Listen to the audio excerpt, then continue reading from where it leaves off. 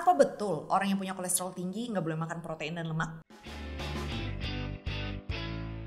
Hey guys, nama aku Natasha. Dan nama gue Dina Mano.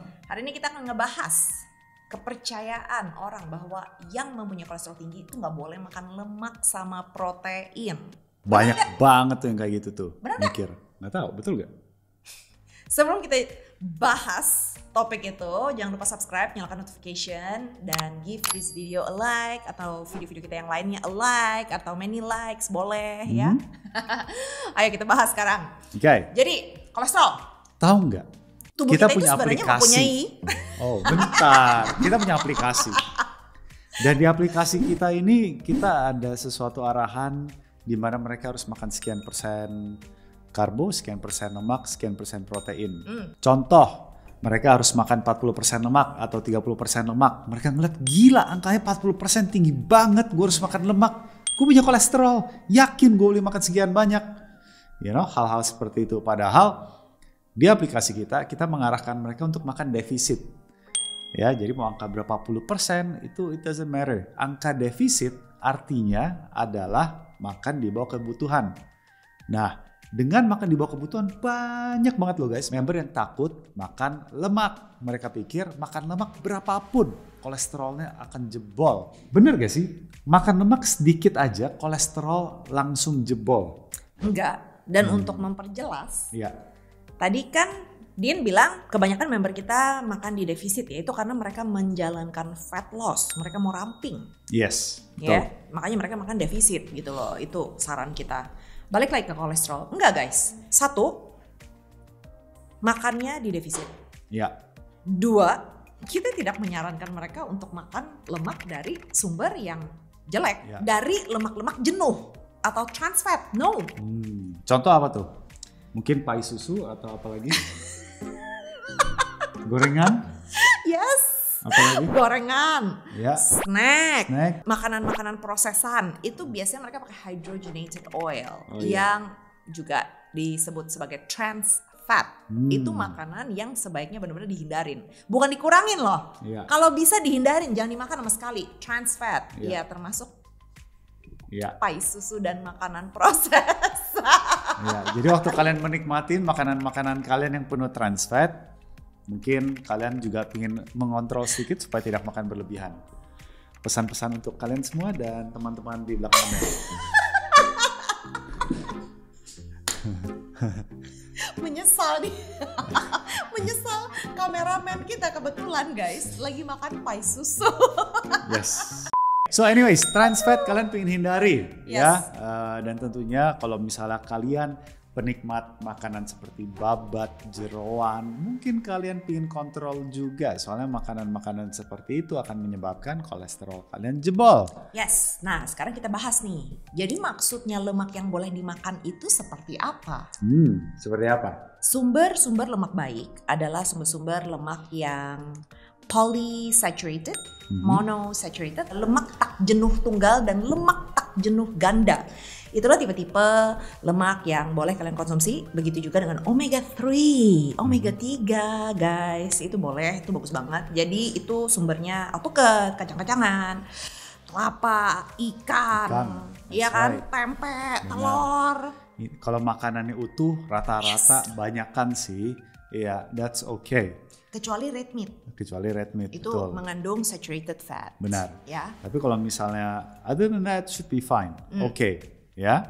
Kembali lagi makanan-makanan kayak babat, jeroan ya tentunya perlu kalian hindarin. Betul. Oke. So, kalau kalian makan lemak, selama lemaknya dari sumber yang baik gak ada masalah guys. Ya, tapi selain dari lemak, kalian tahu kan kalau kalian makan serat yang cukup itu membantu juga mengontrol kolesterol kalian. Jadi selain kita membahas lemaknya kalian, tentunya kalian juga pastikan kalian makan serat atau sayur yang cukup. Betul. Oke, so lemak selesai. Sekarang kita bahas protein. Banyak banget dari kalian semakin berumur, gara-gara kalian ngeliat level kolesterol pada terakhir kali kalian medical check up berbintang, kalian takut makan protein. Dan itu efeknya tidak baik. Gara-gara kalian punya kolesterol, kalian gak berani makan protein. Gara-gara itu juga kalian punya otot akan menyusut cepat cepat sekali. Dan kalian semakin berumur, badan gampang sakit, susah bergerak, dan lain-lain. Oke, jadi protein itu sebenarnya tidak masalah. Yang bermasalah adalah lemak jenuh tadi. Benar. Jadi protein sendiri itu tidak meningkatkan kolesterol, guys.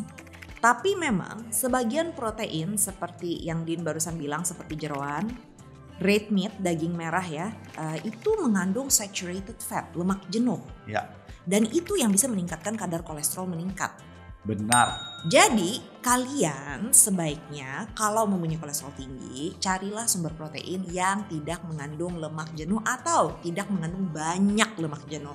Seperti ayam, white meat, fish, ikan tuh bagus banget guys. Betul. Seafood mau dikurangin ya. Seafood ada saturated fatnya yang bisa meningkatkan kadar kolesterol naik. Seperti?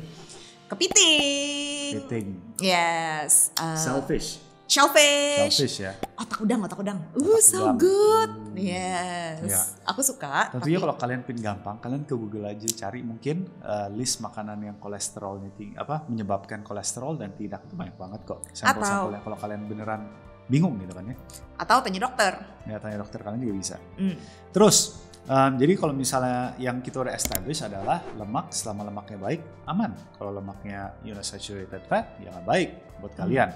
Terus kalau protein gak ada masalah, tergantung dengan proteinnya. Jadi kalian tentunya pilih-pilih sesuai dengan kondisi kesehatan kalian. Yes. Nah, untuk kalian satu lagi yang paling penting adalah mempunyai suatu cara untuk mengetes kolesterol kalian yang baik, Yang bonafit. yang bonafit, yang bisa dibilang mempunyai error rate rendah. Oke? Dan konsisten. Jadi misalnya kalian tesnya dengan ke lab, mengambil darah, puasa dan lain-lain. Pastikan setiap kali kalian tes itu dengan cara yang sama. Ya. Jangan kali ini ke lab, nanti besok-besok ke pas lagi di mall, ke supermarket tuh ada kios-kios kecil cetek gitu kan. Padahal kalian baru makan apa, gak bisa guys. Yes. Kalian mau bandingin gitu, itu gak adil. Dan memang blood lipid, lemak darah itu harus dilakukan dengan kondisi berpuasa. Iya. Jadi kalau misalnya kalian memang di mall baru kelar makan, nggak puasa minimal 10-12 jam, terus kalian cek, itu sebenarnya nggak akurat. Yes. Jadi sekali lagi cara ngetesnya harus sama dan usahakan cara tes yang mempunyai error rate terkecil, yaitu ke lab dan kalian melakukan puasa. Oke, jadi jangan kaget kalau kalian melakukan dengan dua cara yang berbeda. Kenapa nih naik atau kenapa nih turun banget nih? Kenapa nih? Well, cara kalian mengukurnya berbeda, jadi hasilnya berbeda. Oke? Oke guys, thank you so much for watching. Itu dia tadi seputar kolesterol, lemak, dan protein. Dan bagaimana cara kalian mengetahui apa betul ada perubahan di kolesterol kalian. Kita ketemu lagi di video berikutnya. See you guys!